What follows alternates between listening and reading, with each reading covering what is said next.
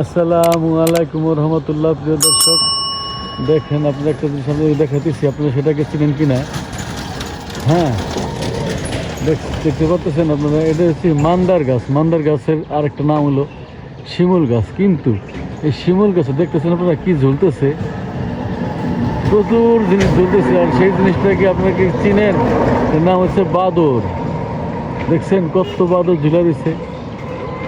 হ্যাঁ প্রিয় দর্শক, দেখেন কত বাদর ঝুলা দিছে এখানে দেখা যাইতেছে।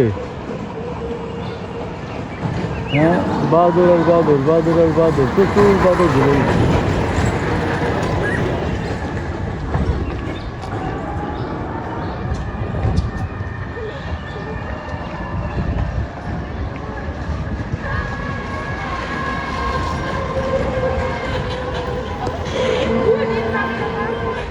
দেখা যাইতেছে বাদর, কত বাদর, মানে আর কি আমি আমার চোখ দিয়ে এখন পর্যন্ত এত বাদর একসাথে দেখি নাই।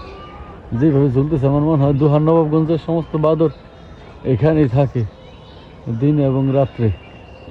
এখানে সারাদিন থাকে, পরে রাত্রে এখান থেকে বিভিন্ন এলাকায় যাওয়ার ফল চুরি করে খাওয়ার জন্যে। এই হচ্ছে বাদর।